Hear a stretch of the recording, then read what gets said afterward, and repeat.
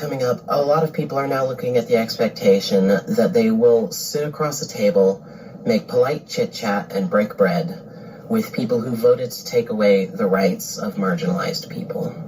Don't. If you're in a position to do so, uninvite those people. If you're not in that position, don't go. Oh, shut up! Please listen carefully. She's as funny as Lucy and she's in the know. She's as smart as Phil and always on the go. It's the Patsy Hoolahan Show. Well, my friends, it's time to cut off your families. At least that's what this Yale psychiatrist is saying is essential. If you are a liberal, you must cut off Trump voting loved ones during the holidays. And, okay, please. I'm totally on board with this because only the most unhinged and deranged leftist would do so. And by doing so, they remove themselves from the political landscape. If you then meet somebody and you know they voted for the people who called you trash, or if you're Puerto Rican, you know someone voted that way, do you recommend, just from a psychological standpoint, being around them? We got the holidays coming up. So I love that you asked this question because, there is a push, I think just a societal norm that if somebody is your family, that they are entitled to your time. And I think the answer is absolutely not. So if you are going to a situation where you have family members, where you have close friends who have voted in ways that are against you, like what you said, against your livelihood, and it's completely fine to not be around those people and to tell them why, to say, I have a problem with the way that you voted because it went against my very livelihood and I'm not going to be around you this holiday. I need to take some space for me. I just had to set my first big post-election boundary and say that I'm not going to Thanksgiving. And the response that I got was, I know we all want the same things. We just have a difference of opinion in how to get there. And I just stared at it. Because how could you have paid attention in these last few months, in these last 10 years, and think that we all want the same things? Like, my kids are going to lose federal funding for their schools. My books are going to be banned. My daughter's safety is going to be put in jeopardy. My friends, if they have a miscarriage, won't be able to get care. My trans friends and LGBTQ friends are actively fleeing the country because they're fearful of their lives. I have a friend who's telling her daughter that she can't apply to certain schools because she doesn't know if it's safe for a brown girl to live there anymore. And we all want the same things. Like, Oh my God, bitch, please. No wonder they call you snowflakes. Not need to spend Thanksgiving with your MAGA relatives. You can, in fact, opt out. Here's the lowdown. I live with my mother.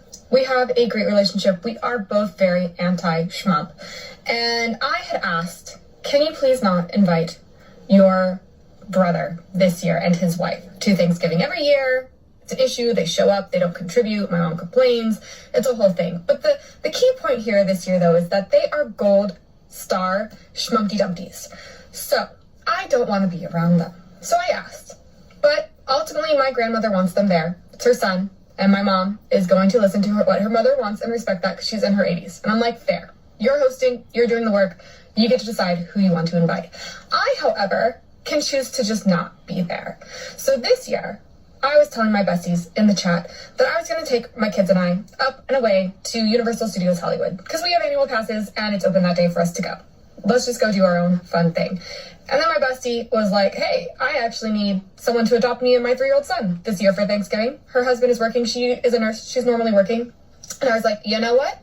How about we do our own chaotic kids Thanksgiving at your place? I'll come over. We'll make some pizza. We'll make some dino nuggets. We'll have a time of it. We'll drink some wine. And she was like, I am so down. Thursday is Thanksgiving, but many liberal lunatics are leaving their families because they're insane. I'm not going home for Thanksgiving this year. I'm 31, and it's my first time standing up to my family like this, and it honestly feels like a huge relief. I'm not doing this to punish them or to be petty, but I did let them know that it just makes me too angry and upset to be around them right now, And this Thanksgiving, I simply have to excuse myself from the family table. Go check yourself into a mental hospital. I debated going to Thanksgiving and making a huge scene and having a blowout over politics, but in the end, I actually don't think that that's going to be effective or a good use of my energy. With Thanksgiving coming on the heels of such an atrocious election, I just thought I would share that I'm doing something differently this year and that it's sad, but it feels right. Well, you have fun with your Marie Callender turkey breast and stuffing dinner, which on the Marie Callender's website only has a 2.5-star rating. Actually, less than that, 2.3. You know, for a while I've kind of felt like some liberals don't believe in God, but they really believe in the liberal movement like a religion, like a cult. And they can't be around anybody who isn't part of that same religion. See, when you're in a cult, they try and isolate you from the outside world so you can't break free from this. And this is what they are doing. They're saying, stop listening to anyone who might give you information otherwise. Don't you understand why they're doing that? But it's because there's too much misinformation and disinformation out there. Sure, I'm telling you to be free, make up your own mind, and find your own way in this world. But if these cultists want to isolate themselves and excise whatever political influence they might have, I'm for it, fine.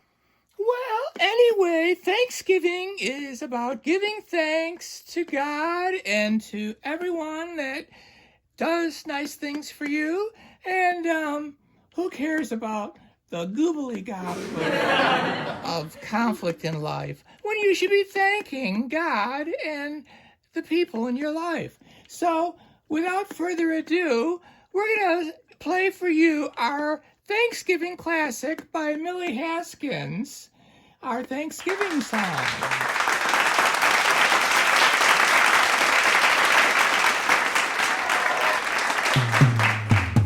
Sometimes I feel like I'm insane. My mind goes into a crazy place, but I have to give thanks to the Lord, 'cause most of the time things are really good, and I think that I will thank Him every day.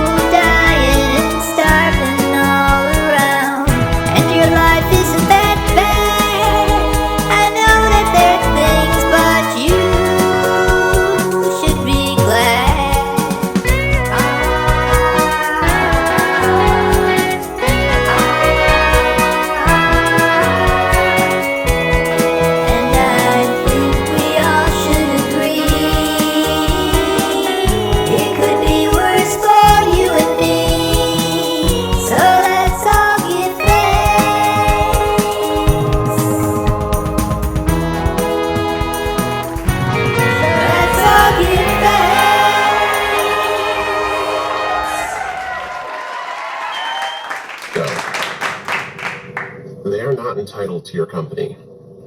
It doesn't matter if they've claimed to love you in the past. If they voted to take away your rights, they do not care about you, and they are not welcome. Well, I think that's absolutely insanity. I'm planning on having a wonderful Thanksgiving with my family and friends, and we don't have to talk about politics. You know, there's so many other things in life, and just being with those people and enjoying, maybe watch a movie or something, you know, just keep the temperature down, you know, have some turkey, and you can have a nice time. Don't be a poop hat. Oh my gosh, people are stupid.